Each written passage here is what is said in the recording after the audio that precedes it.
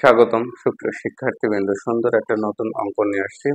আজকের অঙ্কটা হচ্ছে কুমিল্লা বোর্ড 2025 সালে আসছিল। যদিও অঙ্কটা একটু বড়, তারপরে বোর্ডে তোলা হয়েছে যাতে তোমাদের সুবিধা হয়। অনেকের কাছে প্রশ্ন নেই, সেই কারণে এই প্রশ্নটা তোমরা দেখে দিতে পারবে। শুরু করছি। আমাদের এখানে আসছে দৃশ্যকল্প দুটি। এটা হচ্ছে দৃশ্যকল্প 1, এ হচ্ছে আমাদের একটা টেবিল দেওয়া আছে। আর দৃশ্যকল্প 2-এ এই যে আমাদের একটা উদ্দীপক লেখা আছে। এর আলোকে প্রশ্ন হচ্ছে, কতে বলছে যে স্টাইল অ্যাট্রিবিউট কি, খতে বলছে যে ওয়েব ডিজাইনে এ ট্যাগের গঠন ও গুরুত্ব লিখো, গতে বলছে দৃশ্যকল্প 1 প্রদর্শনের জন্য এইচটিএমএল কোড লেখো। মূলত আমাদের এই ক, খ, গ আর এই যে হচ্ছে ঘ, দৃশ্যকল্প 2-এ উল্লেখিত ওয়েবসাইট কাঠামোদ্বয়ের মধ্যে কোনটি অধিক সুবিধাজনক, তোমার মতামত দাও। মোট অঙ্ক হচ্ছে এই চারটের ভিতরে একটা, সেটা হচ্ছে গ দাগে। আশা করি সকলে বুঝতে পেরেছো। যার কাছে প্রশ্নটি নেই স্ক্রিনশট দিয়ে রেখে দাও, কারণ আমাকে এই পাশে অঙ্ক করার সময় মুছতে হবে। এখন আমি ঘটাই একটু আগে ব্যাখ্যা করছি, কারণ এটা আমার মুছতে হবে। যে আইসিটি শিক্ষক তার কলেজের জন্য 2 ধরনের ওয়েবসাইট ডিজাইন করলেন। কয় ধরনের? 2 ধরনের। প্রথমটিতে হোম পেজ থেকে যে কোনো পেজে সরাসরি যাওয়া গেলেও এক পেজ থেকে অন্য পেজে সরাসরি যাওয়া যায় না। তাহলে এইটা হচ্ছে আমাদের লিনিয়ার বা সিকোয়েন্স কাঠামো। ক্লিয়ার? আচ্ছা, দ্বিতীয়টাতে যাই। তবে দ্বিতীয়টিতে যে কোনো পেজ থেকে যে কোনো পেজে সরাসরি যাওয়া যায়। তাহলে এইটা হচ্ছে আমাদের ওয়েব লিঙ্ক অথবা নেটওয়ার্ক কাঠামো।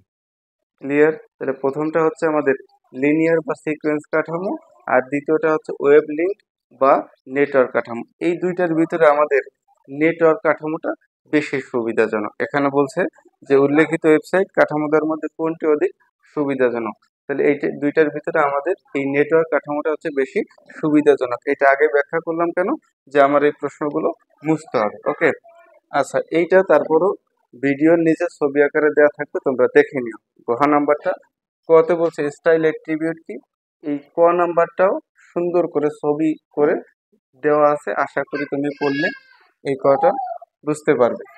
খ, খতে বলছে যে ওয়েব ডিজাইনের এ ট্যাগের গঠন ও গুরুত্ব লেখো। এখন এই যে যে খটা, এই খটাও ছবি আকারে দেওয়া আছে। আর আমার ছবি আকারে দেওয়া থাকে কেন, যে যাতে তুমি এটা দেখতে পারো, পড়তে পারো, বুঝতে পারো। অনেক সময় দেখা যায় যে বুঝাইলে সবটুকু বোঝানো যায় না। ক্লিয়ার? আচ্ছা, সর্বশেষ এবার গতে। ঘটা তো আমি আগেই তোমাদের বললাম যে এটা মজবুত আগে আলোচনা করছি। এবার গ হচ্ছে আমাদের এই টোটাল অঙ্ক। একটাই হচ্ছে অঙ্ক, দৃশ্যকল্প 1 প্রদর্শনের জন্য এইচটিএমএল কোড লেখো। আমি একেবারে প্রথম লাইন থেকে শেষ লাইন পর্যন্ত সুন্দর করে বুঝিয়ে দেবো যাতে তুমি বুঝতে পারো। শুরু করছি, তার আগে আমি একটু মুছে নিচ্ছি। দৃশ্যকল্প 1-এর এইচটিএমএল কোড লিখতে হবে।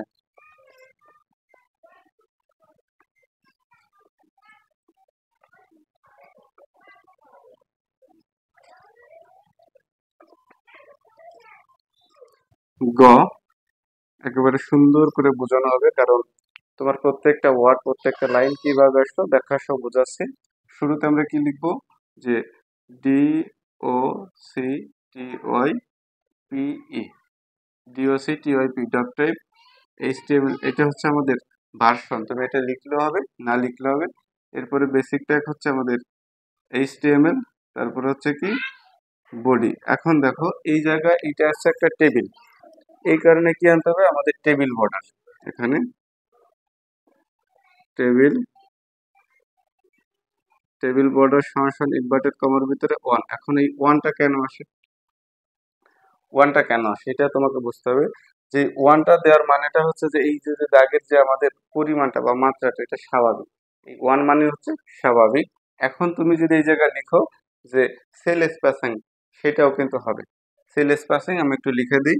আচ্ছা, C E double L S P A C I N G, cell spacing সমান ইনভার্টেড কমার ভিতরে শূন্য। এই শূন্যটা হচ্ছে কি, যে এই যে যে মাত্রাটা, এটা মাত্রাটা ডাবল না, এটা একটা মাত্রা, এই কারণে সেল স্পেসিং শূন্য।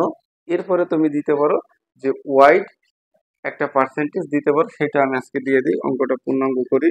ডাব্লিউআইডি টিএইচ ওয়ার্ড সমান এই জায়গায় দিলাম 50%। শেষ। এই যে যে ট্যাগটা শুরু হয়েছিল, এই যে সেই ট্যাগটা আমি দিয়ে দিলাম।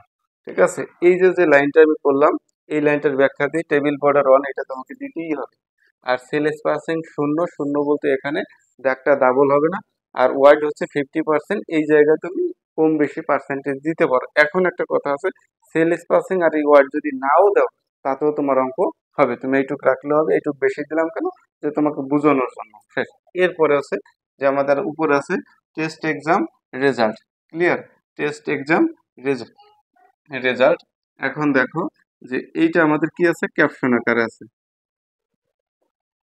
এটা আছে কি ক্যাপশন, টেস্ট এক্সাম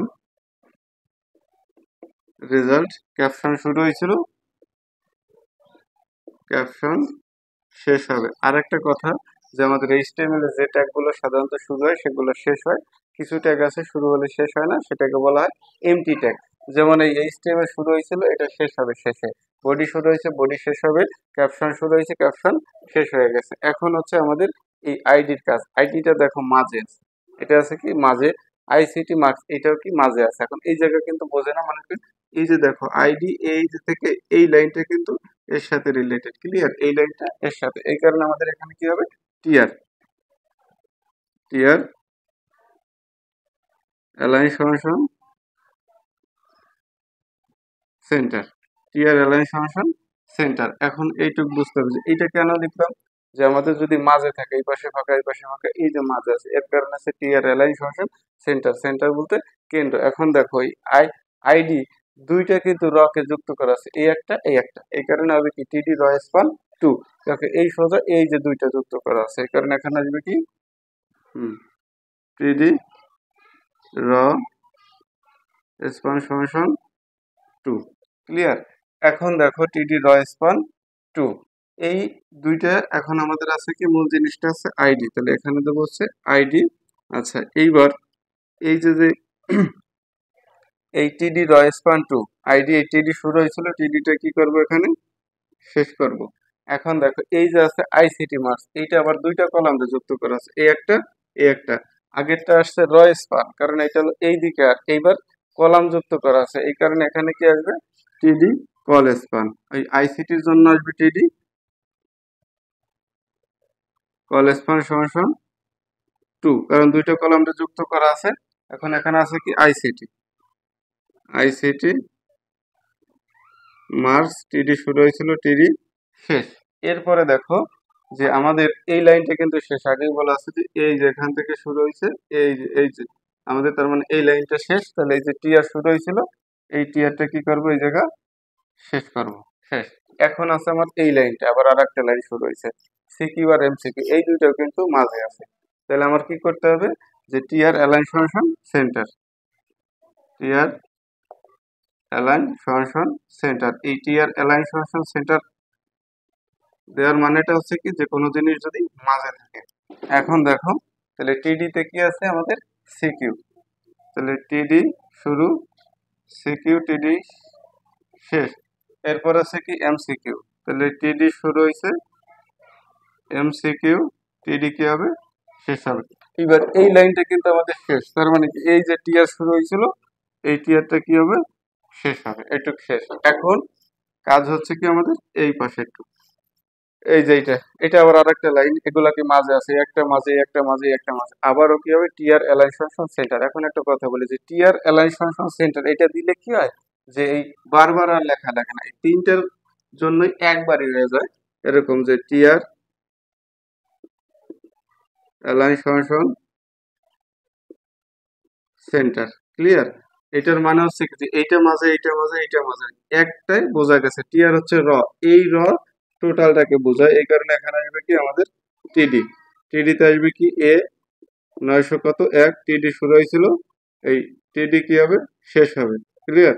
আচ্ছা, এইবার বারবার আমার এখানে লাইন লিখতে হচ্ছে না, এটা 40 মাঝে আছে, তাহলে এখানে কি লিখবো টিডি 40, টিডি শুরু হয়েছিল, টিডি শেষ। আবার কি আছে 22, তাহলে টিডি শুরু হবে 22, টিডি শেষ। এইবার একটা আর একটা বোঝাই, যে এই প্রত্যেকটা যদি আমি উপরে টিআর অ্যালাইন সেন্টার না লিখতাম, তাহলে আমার প্রত্যেকটার জন্য এই অ্যালাইন সেন্টারটা লেখা লাগতো।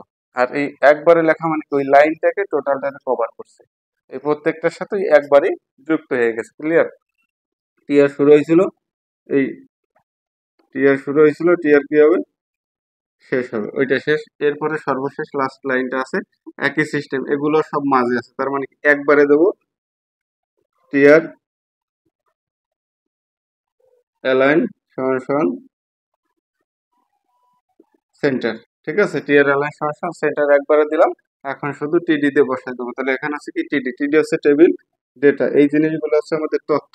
তাহলে এ 902, টিডি শুরু হয়েছিল টিডি শেষ, যা শুরু হয় তা শেষ করতে হয়। এরপর আছে কত 36, তাহলে টিডি এখানে আসবে 36, টিডি শুরু হয়েছিল টিডি শেষ, এরপর আছে কত টিডি 19, টিডি শুরু হয়েছে টিডি শেষ।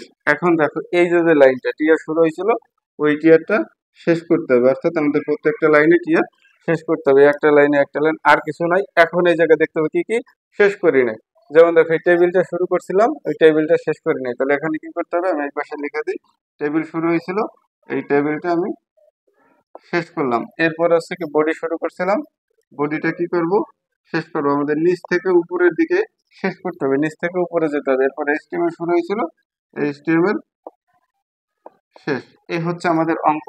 আশা করি সকলে বুঝতে পেরেছো। যেমন এই সেল স্পেসিং শূন্য তুমি দিলে হবে, না দিলে হবে, ওয়াইডটা দিলে হবে, না দিলে হবে, এটুক দিতে হবে। আর টিয়ার অ্যালাইন সমান সেন্টার, এইটার মানে হচ্ছে কি যে এই প্রত্যেকটা জিনিসে এক লাইনের ভিতরে একবার হয়ে গেছে, পরে এটা দেওয়া হয়েছে।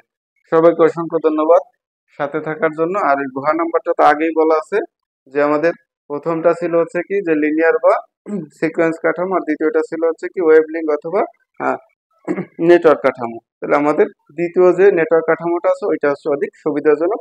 নিচে দেওয়া আছে, দেখে নাও। ধন্যবাদ।